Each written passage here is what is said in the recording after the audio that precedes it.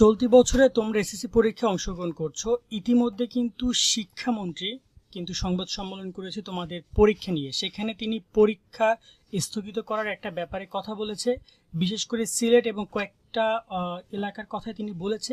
এই ভিডিওতে আমরা সেই বিষয়গুলো এক্সপ্লেন করছি যে আসলে কোন কোন এলাকার পরীক্ষা পেছাতে পারে। বর্তমানে তোমরা 14 লাখ শিক্ষার্থী পরীক্ষা অংশগ্রহণ করছো। আজকে অনেক আন্দোলন হয়েছে, এটা নিয়ে আমরা পরে একটা ভিডিওতে তোমাদেরকে আপডেট দিব। বাট শিক্ষামন্ত্রী আসলে পরীক্ষা স্থগিতের ব্যাপারে কি বলেছে সেটা আমরা তোমাদেরকে একটু প্রথমত বলি, তাহলে তোমরা বিষয়টা বুঝতে পারবে। কারণ অনেকে এই ব্যাপারটা নিয়ে কনফিউজ, আমাদেরকে অনেকে মেসেজ করেছে ভাইয়া শিক্ষামন্ত্রী নাকি পরীক্ষা স্থগিত বলেছে। তো এখানে আমরা আজকে নিউজ দেখছিলাম দৈনিক শিক্ষা .com-এ। তো দৈনিক শিক্ষা .com সম্পর্কে তোমরা সবাই জানো। তো এখানে তিনি একটা কথা বলেছেন যে বন্যা কবলিত এলাকায় পরীক্ষা স্থগিত থাকবে, এবং এখানে আমরা গত বছর একটা উদাহরণ তোমাদেরকে দিয়ে বুঝাবো বিষয়টা আসলে কাদের পরীক্ষা স্থগিত থাকবে এবং কি বলেছে তিনি। তো 5 জুন আজকে তিনি সংবাদ সম্মেলন করেন। আমি RTV নিউজটা দেখছিলাম, তো ওরা প্রায় 40 মিনিটের মধ্যে এখানে লাইভ সেশন ছিল, সেটা আমি দেখলাম। সেখানে তিনি অনেক কথা বলেছেন, তো সেগুলো পরীক্ষা রিলেটেড। বাট এখানে তারা যেটা বলেছে যে শিক্ষামন্ত্রী মহিবুল হাসান চৌধুরী নওফেল জানিয়েছে দেশে যেসব অঞ্চল বন্যা কবলিত হবে সেখানে পরীক্ষা স্থগিত থাকবে। অর্থাৎ এখানে কিন্তু ইতিমধ্যে সিলেটে বন্যা হচ্ছে, বিভিন্ন জায়গায় অবনতি ঊর্ধ্বগতি, কিছু কিছু জায়গায় হয়তো বা বন্যা পরিস্থিতি আরও ভালো হচ্ছে।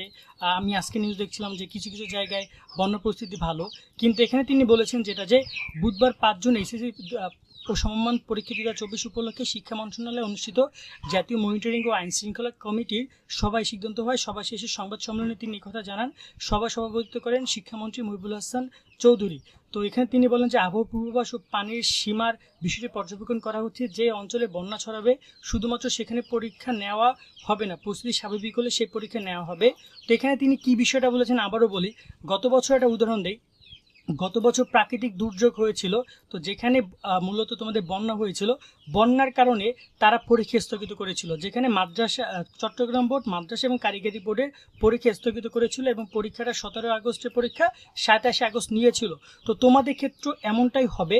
শুধুমাত্র সিলেট না, যে সকল এলাকার বন্যা তোমাদের হচ্ছে কি আবহাওয়া খারাপ হবে বা বন্যা হবে, সেই পরীক্ষাটা ওই দিনের পরীক্ষাটা হবে না, তারা নিবে না।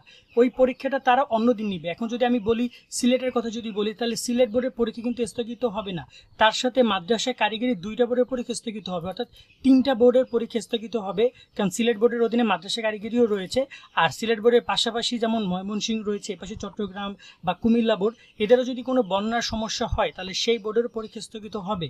তবে এখানে ব্যাপারটা আরও একবার ক্লিয়ার করে দেই যে তোমাদের কিন্তু পরীক্ষা 30 জুনই হচ্ছে। আজকে কিন্তু শিক্ষামন্ত্রী সংবাদ সম্মেলনে সে ব্যাপারটা বলেছেন, এবং তোমরা প্রায় 14 লাখ শিক্ষার্থী পরীক্ষা অংশগ্রহণ করছো। এখানে তিনি ব্যাপারটা আরও ভালোভাবে বলেছেন যে যদি তোমাদের এখানে তারা সে ব্যাপারগুলো মানে মনিটরিং করছে বা দেখছে, পর্যবেক্ষণ করছে, এই যে শব্দটা পর্যবেক্ষণ করছে, এখনই তারা কোনো পরীক্ষা স্থগিত করেনি। তো তারা বলেছেন যে সকল এলাকা পরীক্ষার আগ মুহূর্তে সমস্যা হবে। তো এখানে সিলেট বা মাদ্রাসা কারিগরি বোর্ড বা সিলেট বোর্ডের যে পরীক্ষা স্থগিত যে বিষয়টি, সেটা নিয়ে এখন পর্যন্ত শিক্ষা মন্ত্রণালয় কোনো কিছু বলেনি। তারা হয়তো বা আরও কিছুদিন পর্যবেক্ষণ করবে। যদি পানি নেমে যায়, বন্যা পরিস্থিতি স্বাভাবিক হয়, উন্নতি হয়, তাহলে পরীক্ষাটা তখনই হবে। আর যদি বন্যা পরিস্থিতি স্বাভাবিক না হয় তাহলে পরীক্ষাটা স্থগিত হবে। তবে এখানে তোমরা যদি ভেবে নাও যে পরীক্ষা অনেকদিন স্থগিত থাকবে, তা না। হয়তো বা প্রথম দিকে 3-4টা পরীক্ষা হবে না। তোমাদের যদি রুটিনটা আমরা দেখি, এভাবে তারা পরীক্ষা স্থগিত করবে। তাহলে তোমাদের বিষয়টা আমি একটু বুঝিয়ে দিই। ধরুন যে দেখা গেল যে এখানে তোমাদের পরীক্ষা আগামী 30 তারিখ থেকে 7 তারিখ পর্যন্ত প্রায় 4টা পরীক্ষা।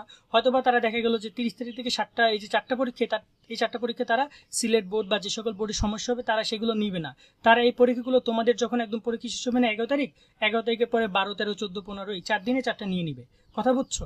এবং তোমাদের ব্যবহারিক পরীক্ষাটা আরও পিছিয়ে দিবে। তো ঠিক এরকমভাবে তোমাদের পরীক্ষাগুলো তারা নিবে বন্যা কবলিত এলাকায়। তো এই সিদ্ধান্তটা আসলে এই মুহূর্তে দিচ্ছে না তারা।